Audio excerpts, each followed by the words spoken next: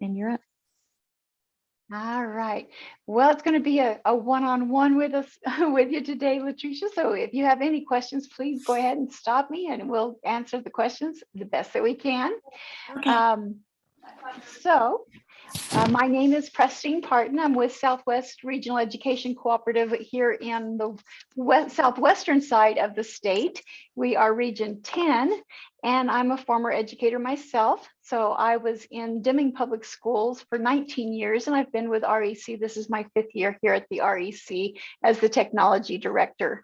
And I've been doing a lot of networking type of technology, but my passion is with ed tech. And so I'm real excited that I've been asked to do some ed tech training. And so today we're going to be learning about Flipgrid. And so welcome. And I hope that you enjoy learning about Flipgrid and find it may be inspiring to use in your own classroom. Okay.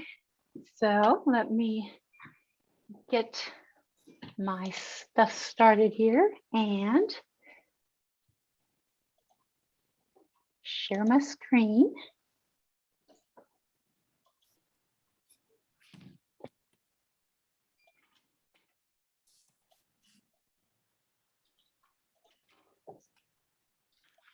Okay. Well, I'm sharing all kinds of stuff you don't need to see. There we go. Let me find my PowerPoint. All right. And here is my email address. So if you have any questions and you need a little advice on using this program, you can always get a hold of me here at pparton@swrecnm.org. And then I'd like to share one of my quotes.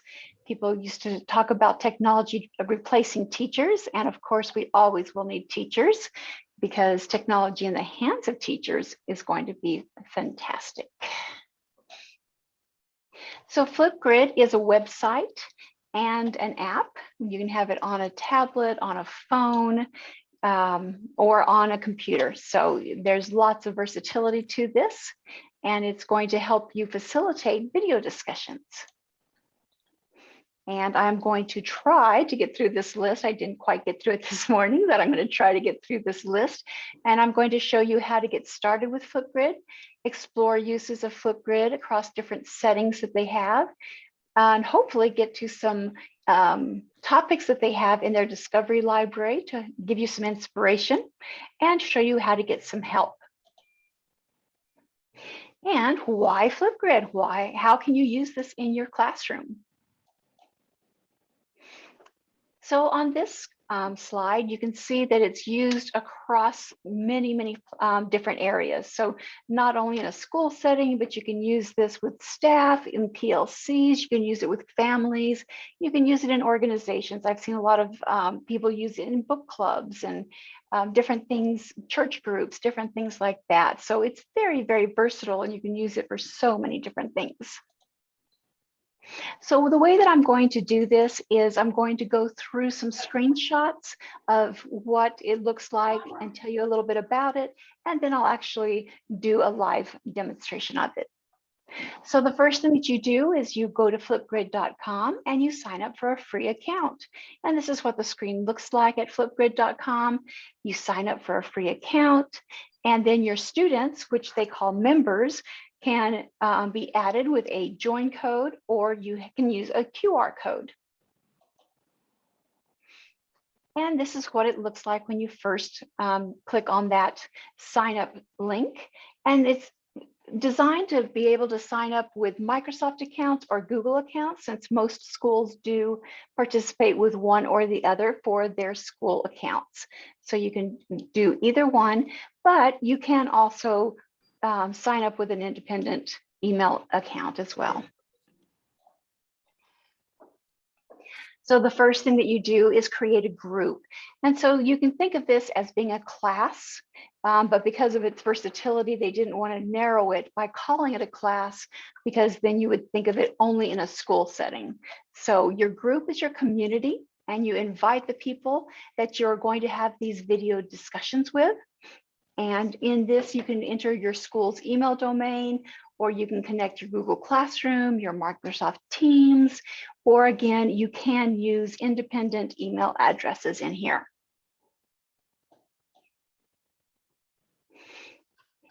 And the group leads can add as many topics as they want to their group. So again, a group lead is going to be your teacher, the person heading that, that discussion. And your topics can be anything. As you saw from that one screen, there's lists of ideas there that you can use. So you can use anything in the world to start this.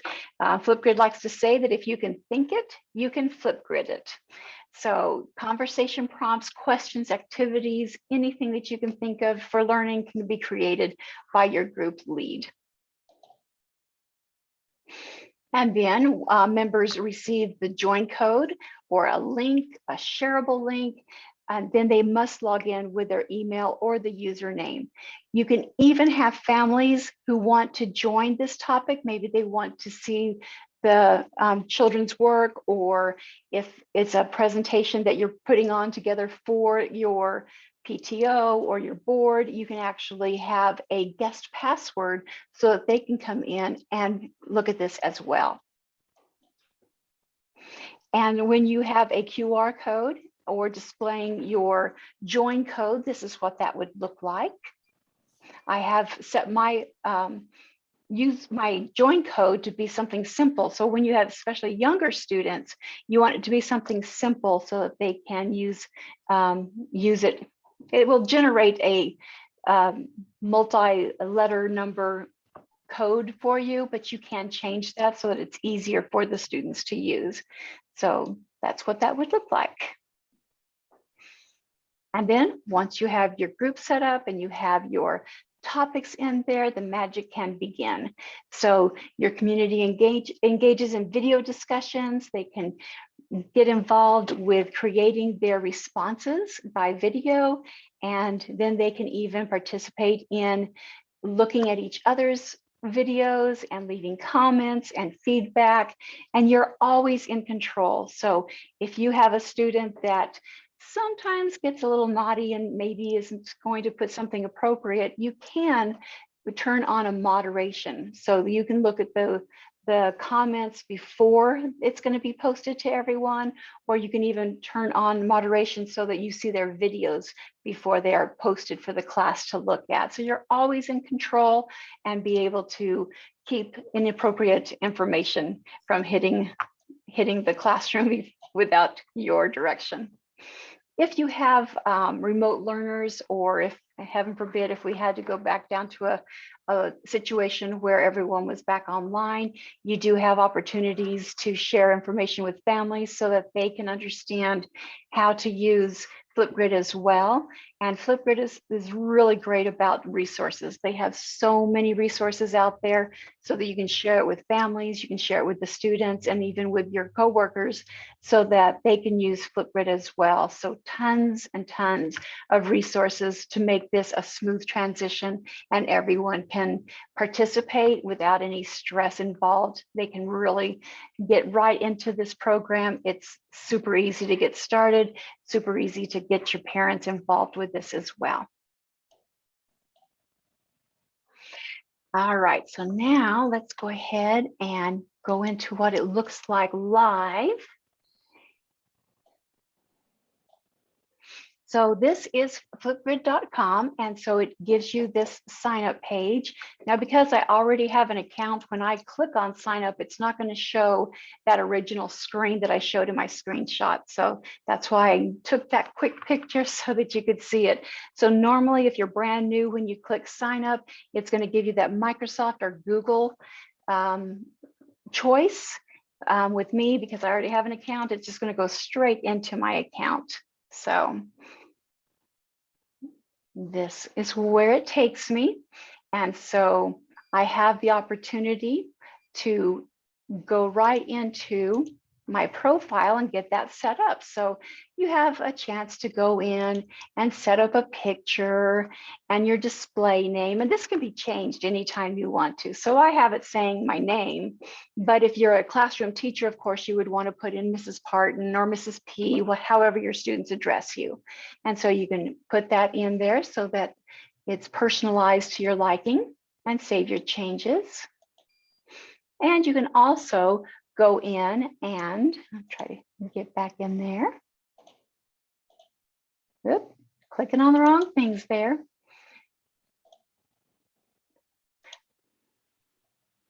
So when you're creating your group, then you can design the background, kind of like a cover picture, if you will, so that you're keeping them separated. So when you're thinking of your groups, if you're an elementary teacher, you might want to break it down into subject areas. So maybe a group for your math, a group for your reading. If you're secondary, you might want to break it down by your classes. So maybe first period, second period, so that you can have them more organized. So the way that you get started is you create your group. So that blue button says plus and a group, and you just get started. So you name your group.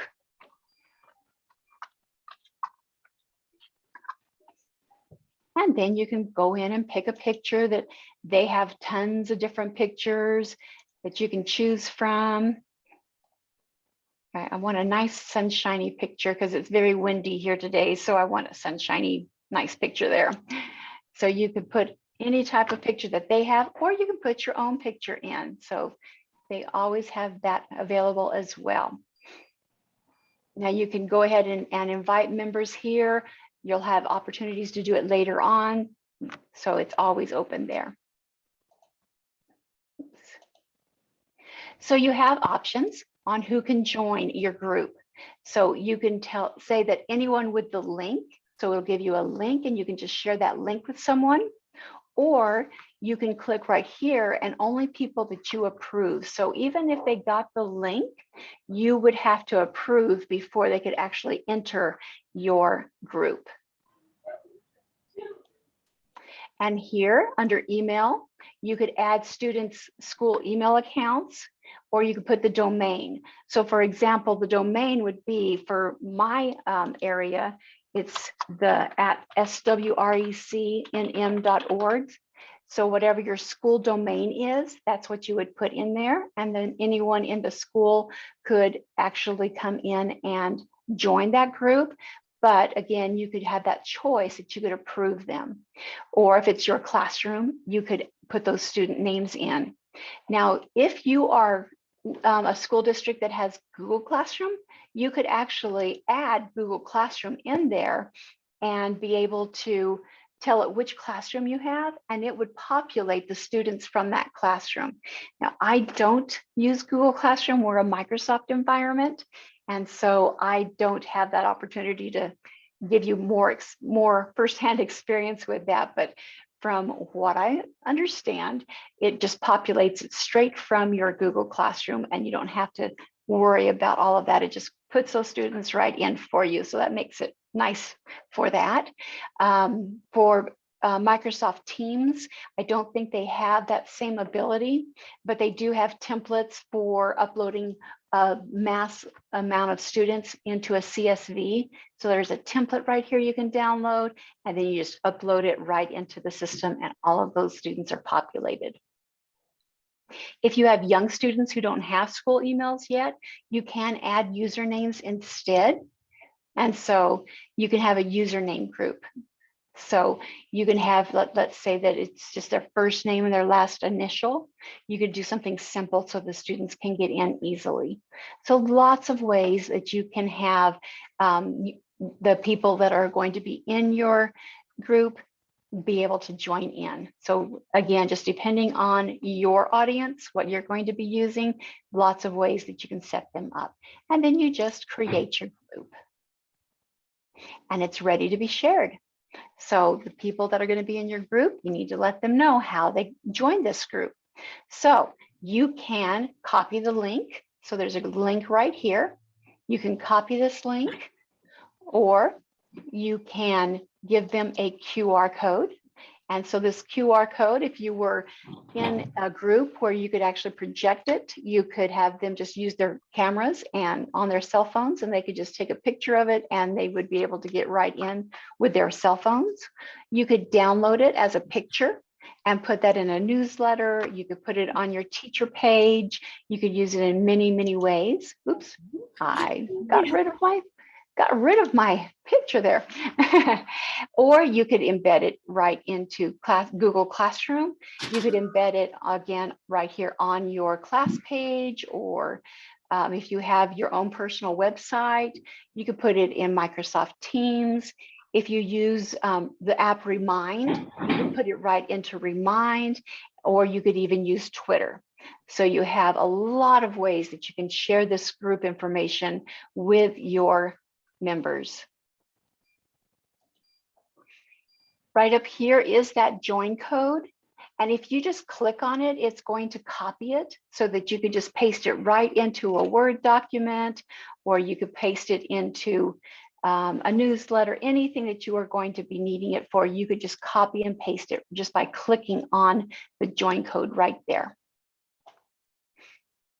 All right, so when you create a group, it's automatically going to give you your first topic, and it's just a hello. So think about how fun it would be the first day of a new class, and you have a hello assignment, and they just introduce themselves. So that's kind of a fun topic that they can do, and we'll look at that in here in just a bit.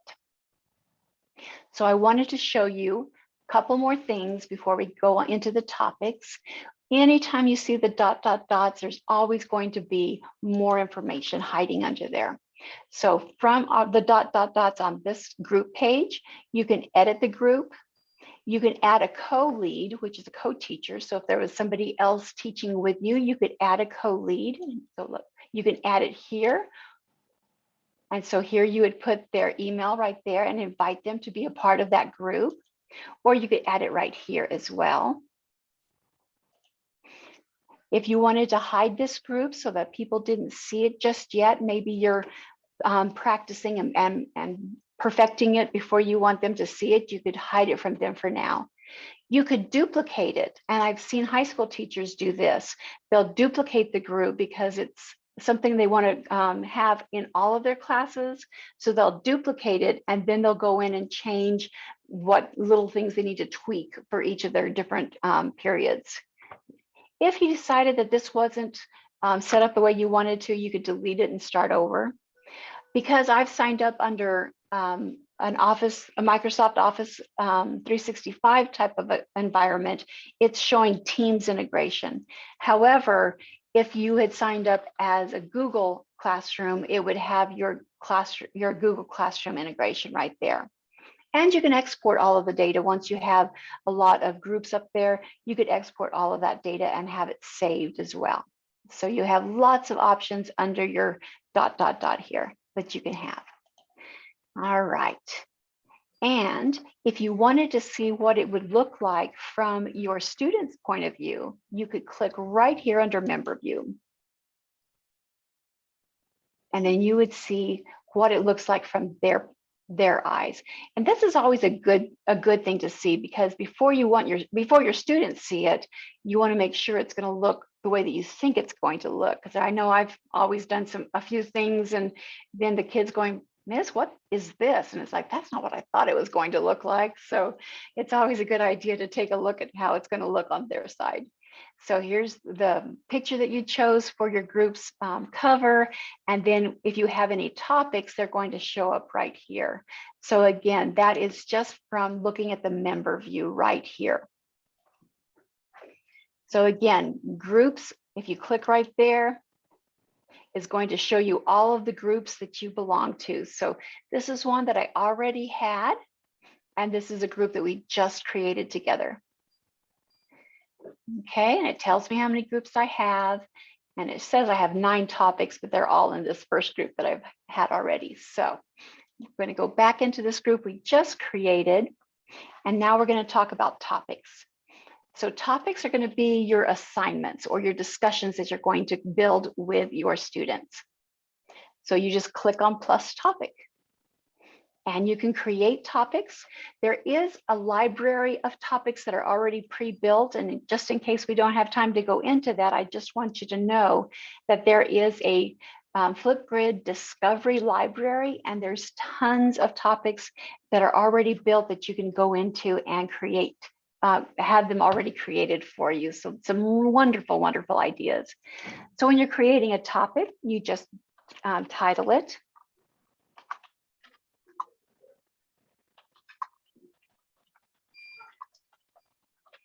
And then you can put in a description. This could be maybe some instructions, some things that you might want them to do here. So I'm just going to kind of just do some little garbage there. And it's like Word. You can put in, your formatting of bold and italic and links to different things. So you have lots of different things in here that you can do. Now, you also can add images, little video clips. Then you have fun things like GIFs and stickers and Bitmojis and things. You can upload videos into this, and even YouTube and Vimeo videos can be added in here into your topic. And then integrations would be different things depending on what your school district uses. There's different types of integrations here.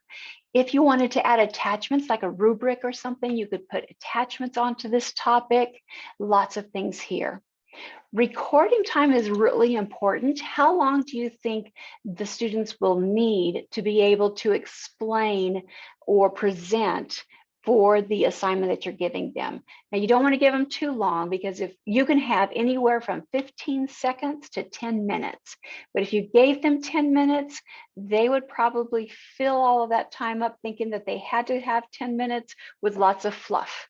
And so you might get stories about their cats and their parakeets and what's going on outside. So be sure that you think about the time frame that you're giving them to fulfill that assignment. So you set whatever recording time that you think that they would need for that particular assignment. Now up here under the settings, this is going to be important also. So right here under topic status, you can have it active. You could have it where they could only view it, so they don't have anything that they have to do. Maybe it's just an announcement that you're giving them. Or maybe you want it hidden for now because you're planning something for later on. You're just working on something and you don't want them to see it just yet. So you can have that in there, and then you can even schedule it for a certain time frame. So maybe you want to schedule it for March 1st and it's due in 2 weeks. So it's a 2-week window that they have to complete this little video discussion. So you can have a schedule in there. You don't have to put an end date in there. Maybe it's something that they can come in and do anytime that they want to. So you don't have to put dates in there, but if you want it to be done at a particular time frame, that option is available to you. Here's that moderating piece that I was talking about.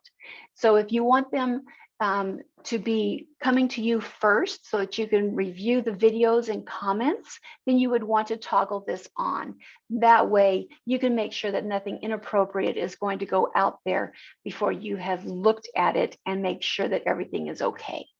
And again, that recording time is here just to give you a second look. Did I give enough time, or did I give them too much time? You can have that recording time to review again. The comments can be videos, they can be texts, they can be turned off completely. So you really have control here of what kind of comments you want your students to have here. So you can turn these on and off depending on what kind of comments that you want to have. And you can even have closed captions. So you can have closed captions in English. You can have them, I think there's something like 18, 19 different languages that they provide. For high school, there is even, perhaps they're taking French in high school, they could have the video being done in English and maybe have subtitles in the foreign language that they're learning. So lots of opportunities there for different things. So you can see here, there's lots of different languages in here. For their response, which this is their video that they're responding to your topic. So you have some options here that you can click on and off. Do you want them to be able to have attachment links? So do you want them to include, maybe they want to include some artwork. And so if they wanted to upload some artwork, you could have an attachment link. If they wanted to include some documents of any sort, you would want to have an attachment link for them to include that. If you wanted them to be able to download and share each other's videos, then you would turn this on. I hesitate for that, to be able to download and share each other's videos, so I always would turn that off. But that's, again, entirely up to you. Allowing likes on videos. They would have the opportunity, as they're watching each other's videos, to be able to like each other's videos. Sometimes this becomes a problem. They get into a competition and, you know, I've got more likes than you do and things like that. So some teachers like to turn that off. And the same thing with the view count. How many people have seen the video? How many have watched it? You can have an actual count indicating how many times it has been watched.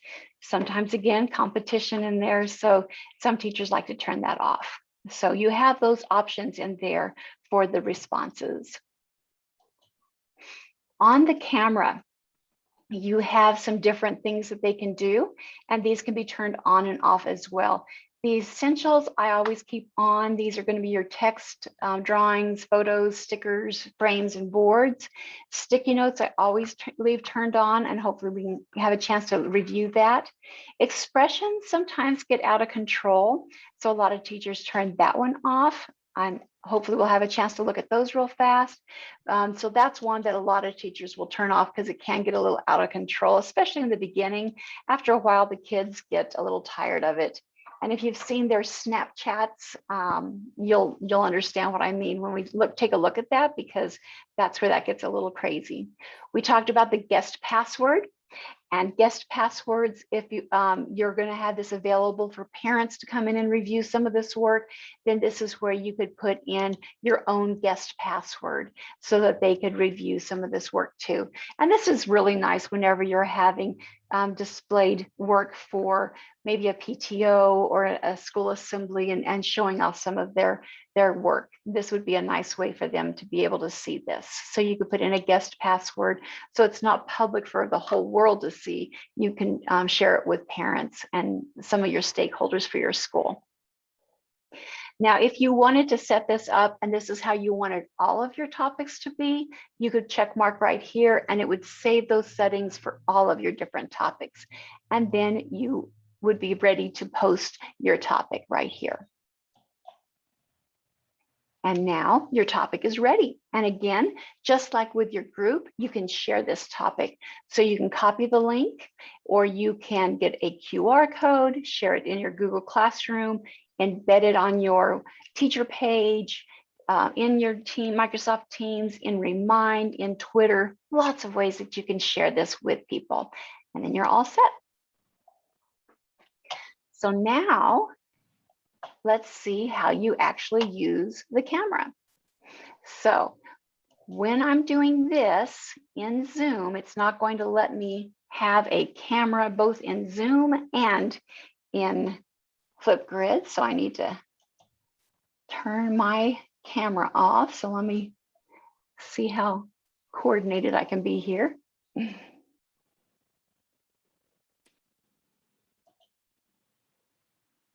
All right.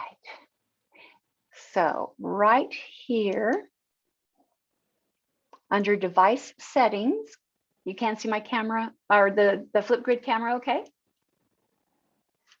All right, so I'm going to do my web camera. I've got my headset, and now I am in my Flipgrid camera. And again, this is all online, and it can be done on the cell phone just as easily or a tablet just as easily. So right now I'm in the application on a laptop. And so I can get some things set up. So I'm going to show you some of the effects, some of the fun things that the kids like to do. So under options, you can see that they can upload little video clips. Maybe they just want to speak. They don't want to have a video. If you have that option there as well, they can just record their responses and not have a video at all. That's the teacher's choice. You have a chance to mirror the video. So like right now, when you're recording something, things are backwards. But if you needed them to show you something, you could flip it, and that way it's the right way. And then you have a mute button. So if they are wanting to mute and then just show different things, they could mute the background noises. They could record their screen. So these are some of the options right there under this little setting right there. Then they have some special effects. And so under here, again, this is where I was mentioning the Snapchat things. You have filters. So you can have different fun things here. Maybe you have students who are very shy and don't like to be on camera at all, but you're requiring them to have this video. Then you could go in and pixelate. So they're still on camera. They're like, you know, secret identities there. And you can have pixelated versions as well. So lots of things under filter. You can have text, so you can write different things. And I had problems with this earlier, but you have various things with text that you can do.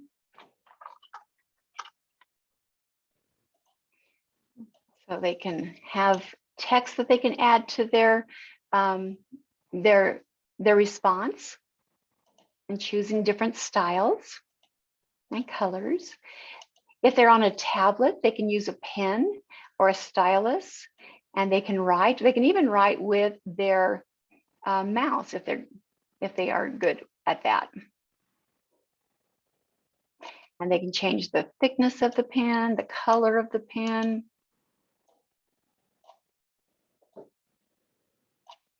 So they have that option.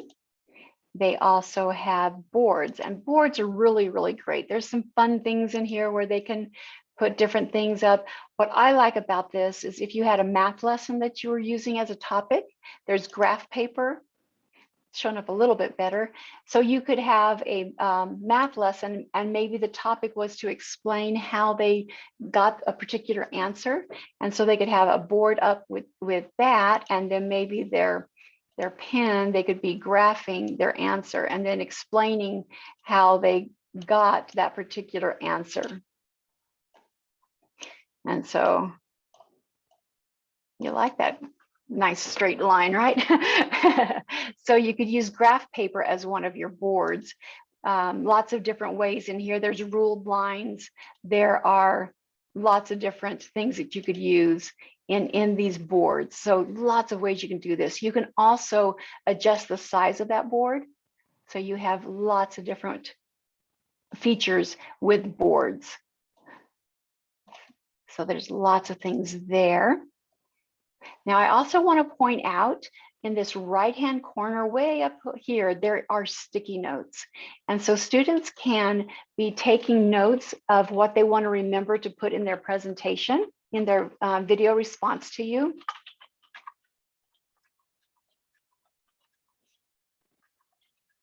And this doesn't show up in their video. So it's just notes for themselves as they're responding in their video. So sticky notes are really, really nice up here that they can use for helping them give their presentation. All right, now there's stickers. So they have all kinds of fun little emojis and different things here. They can put on a mask, or here's some nice sunglasses here. Yeah, we can put on some shades here. So lots of fun things there. And animations. Okay, here's Winnie the Pooh doing a little dance there. We can put him over there. And they can upload photos. So if they have their own photos that they're going to use in their presentation, they can either drag and drop, or they can go right into their computer and pick their file and add it right in. And they can even put a frame around their screen. So you can see how this gets a little bit crazy. This is the one that usually teachers turn off after a while because it just gets a little crowded. And anytime that they don't want these, they can just go back in and take these off. Same thing over here with poo. I can just click on this little trash can and get rid of that. I think I'm tired of the glasses too. There we go. So lots of different things there. And then the last one here is a backdrop.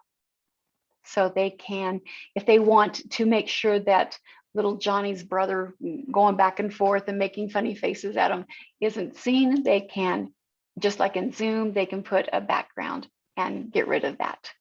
So, and there's fun little backgrounds that they can choose from there. So lots of things there that they can get set up before they even get started with their video, and they can get prepared, and then they can record their video.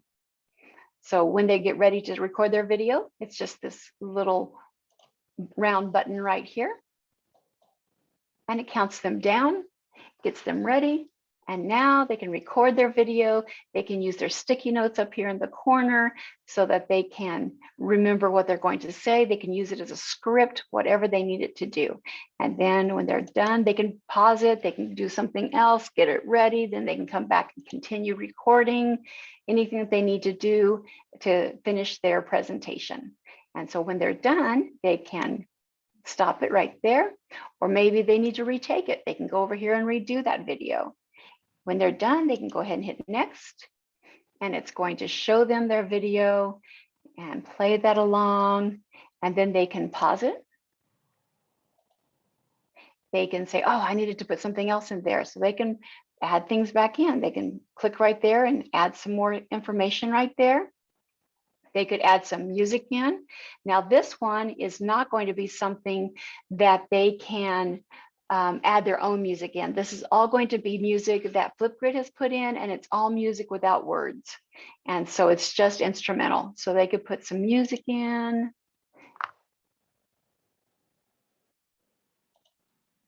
And then they can click next. And so now if they've reviewed it, they're ready to finish it up, then they can put in a caption.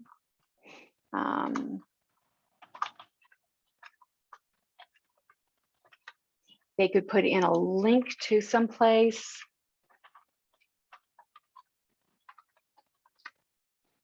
And they could edit their cover. So if they wanted to use just their name tag from the class that you've created, they could just put the name tag in there. They could change it up a little bit. Okay, or if they wanted to take a selfie, they could go in and take a selfie. Let's see if I can do this. I had some trouble this morning, so let's see if I can take a selfie. So we can do a selfie. We can even add some text and type our name.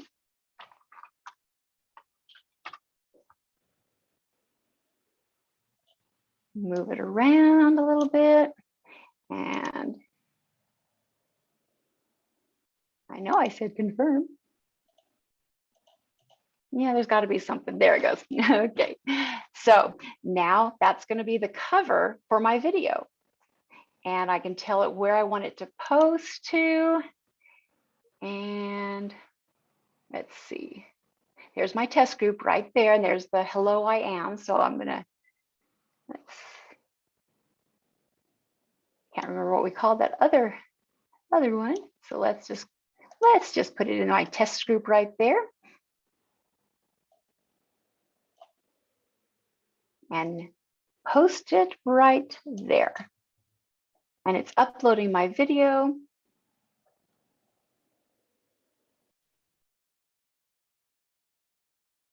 And now I know that it's done. I got all the celebrations going on there, so I know that it's there. All right, so now I can go back to the topic.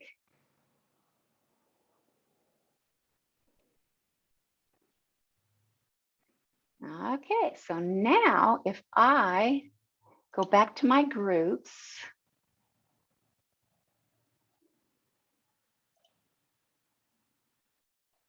There's the one I was trying to find, but I couldn't find it quickly. So here's that little first topic that they had given me. And if I go into that topic, you can see that there's my assignment that I put in there. So it's as easy as that. Now, if I had put in there that I wanted it moderated and I was a student, it would have gone straight to the teacher and the teacher would have to review it first. So in light of the time, I do want to be able to show you a couple of things. So I'm going to give you an opportunity to see a couple of things. So there are some quick videos that I have in the PowerPoint, some links to this. So there's a getting started video for educators. And then there's some areas here where you can look up some information. There's also a video for students. And again, how to record a response and submit their video. That information about remote learning, lots of resources there.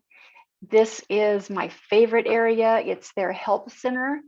And there are some amazing things in here, but this is the one that I wanted to show you. Educator inspiration.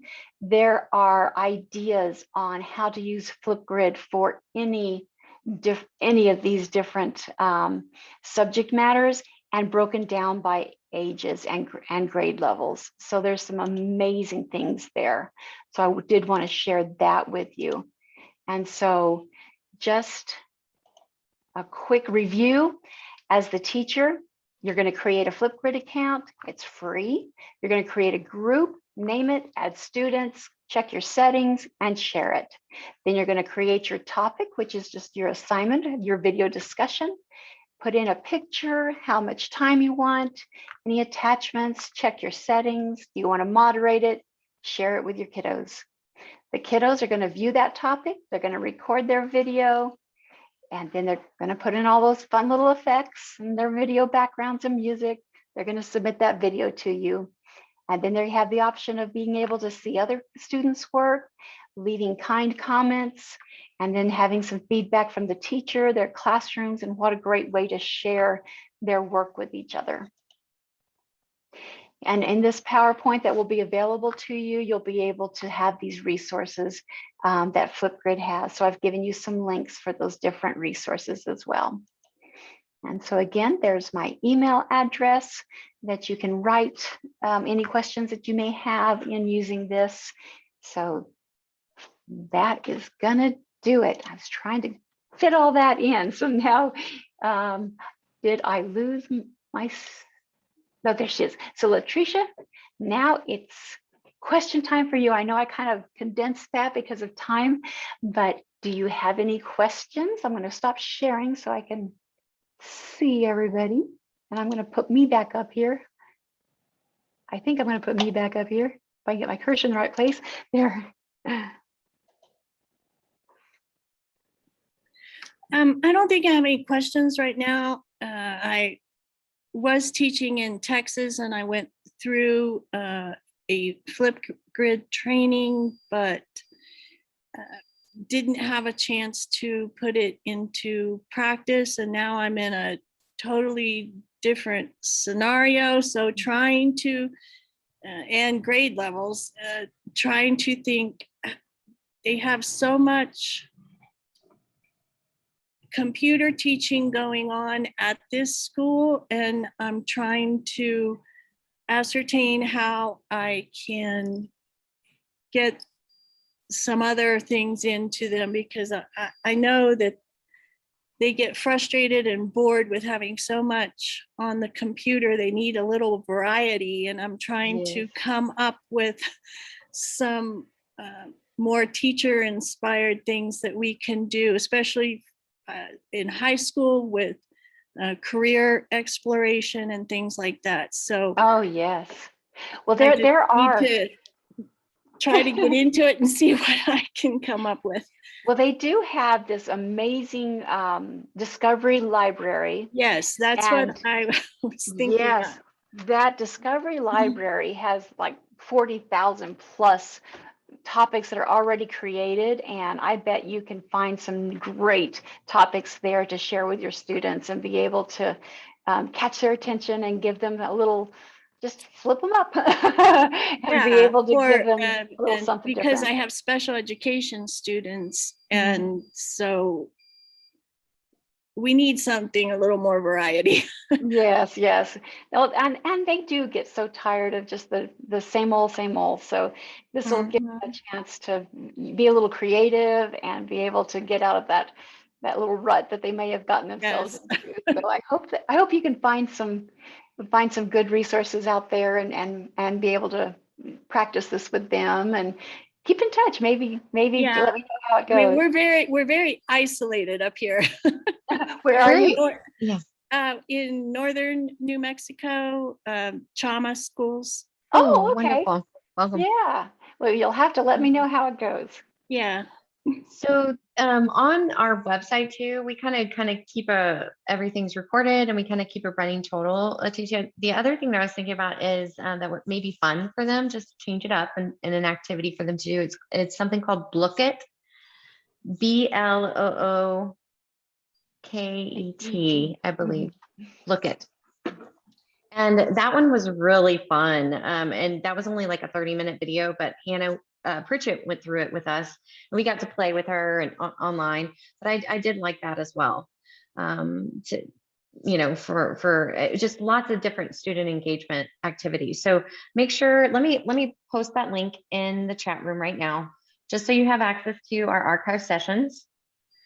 And you can just quickly find them if you need. Okay. I just didn't know if you had that information or not, but I want to make sure that we leave you with some sort of other resources as well. Okay. Oops, what did I do? I didn't copy that. That was me. I am so sorry. It's been a long day. Oh my goodness. And yeah, I mean, don't you think that would be kind of helpful or nice to have in her pocket? Yes, I was looking at that one myself and it was like, oh, I had never heard of that one before. And that one really sounded really fun. Yeah, So, that one was real light, easy to learn, quick and fun and easy. And even yeah. if the students, like if they had a reward activity that you wanted them to do, that could be something. There's a little game that you go fishing and you kind of find the answers to some questions that you develop, and some of them are just already developed in there. There's like lots of resources to choose from. So Okay. and age appropriate and stuff, and grade appropriate. So you may like that one too. Okay. Thank you. Yes, ma'am. Well, I'm so glad you joined us today, Latricia. Thank you so much. Sorry again that I was late. We do not dismiss until 4 o'clock. Oh, no, that's okay. I'm glad you joined us. Okay. No worries. We're better late than never. Yep. So, and the most important person showed up. The whole point of us doing this today was you. Oh. And Daniel. No pressure. No pressure. Yeah. Well, have a great evening, Latricia, and I hope that you have a chance to try some of these out with your kiddos and that they like it. Yes, I hope so. Well, thank you again, and I hope to see you again. Bye. Bye.